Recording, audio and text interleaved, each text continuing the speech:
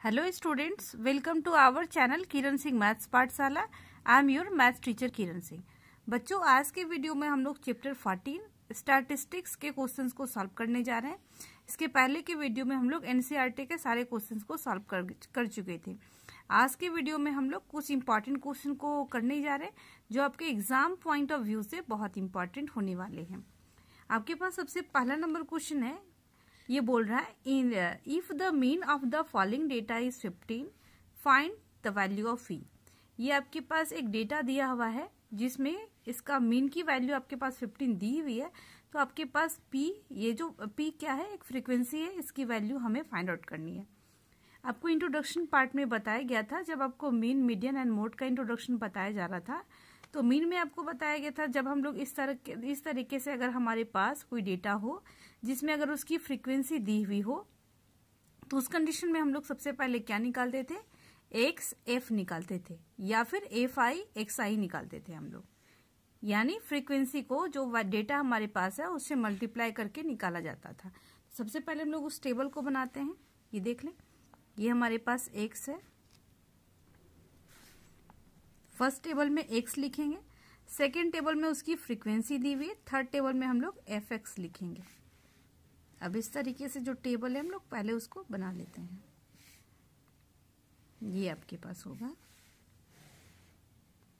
X की value सबसे पहले 5 है एंड उस कंडीशन में एफ की वैल्यू आपके पास 6 है।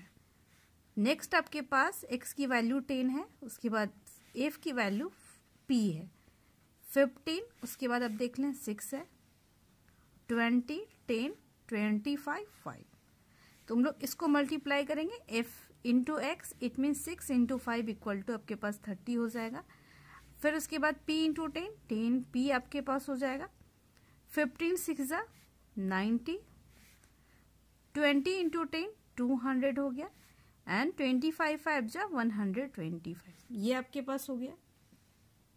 अब हम लोग दोनों की वैल्यू यहाँ पर निकाल लेते हैं। ये हमारे पास समेशन एफ हो जाएगा, इसको हम लोग ऐड कर लेते हैं। अब इसको हम लोग देखिए, 10 6 16 हो गया, 16 एंड 5 21, 21 एंड 6 27, 27 प्लस पी, ये इसकी वैल्यू आपके पास आ गई समेशन एफ की। उसके बाद हम लोग निकालेंगे समेशन एफ एक्स की वैल्यू, हम लोग इसको ऐड करते हैं। ये देखें, 5 आपके पास सबसे पहले आ गया, उसके बाद 2 एंड 9, 9 to 11, 11 एंड 3 14 का 4, 1 कैरी बच गया।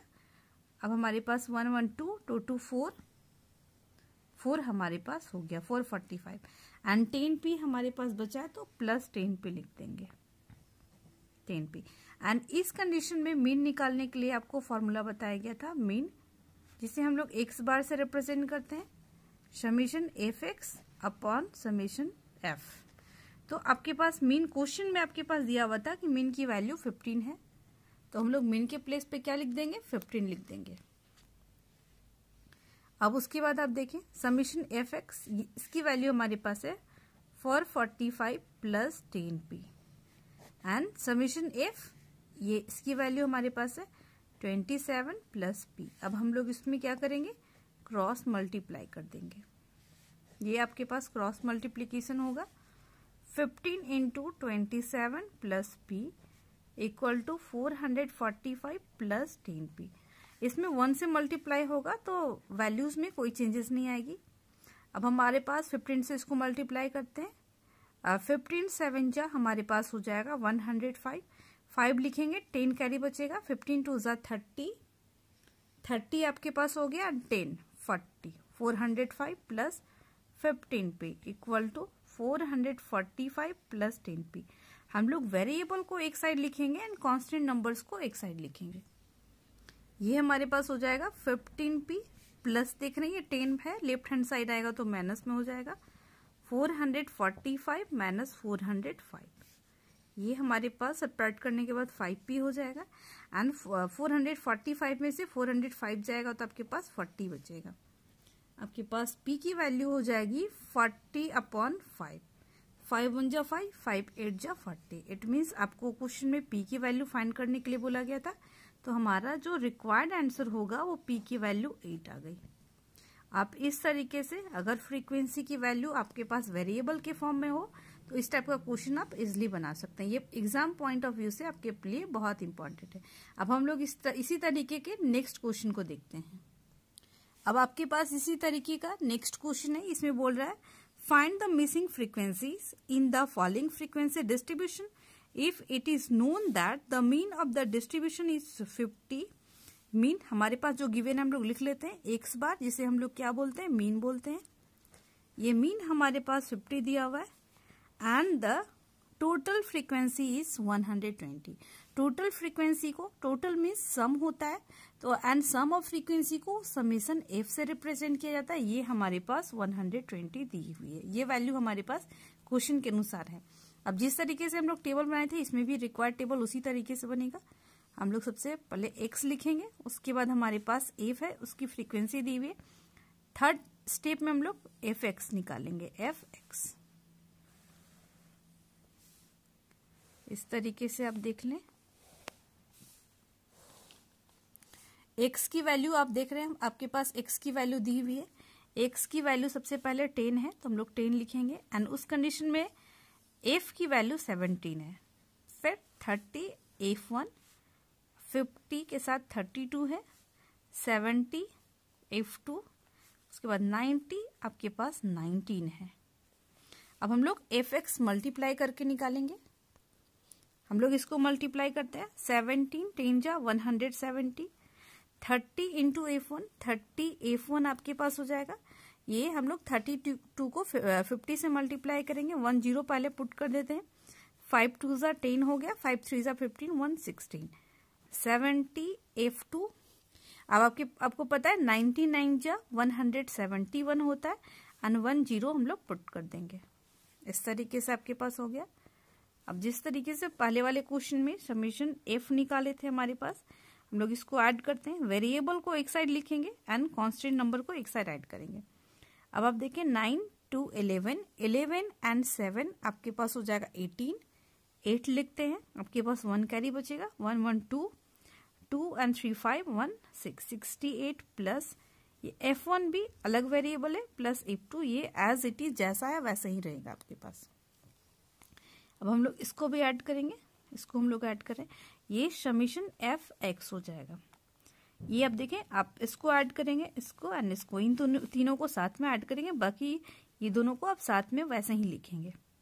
अब ये देख लें आपके पास कितना हो जाएगा, 0 हो गया, उसके बाद 1, ये आपके पास 0 है, फिर 7 7 1 8 हो गया। उसके बाद आप देख लें ये 7 एंड 6 13 हो गया, 13 एंड 1 14, 14 का 4, 1 कैरी बचा, आपके पास 1 2 3।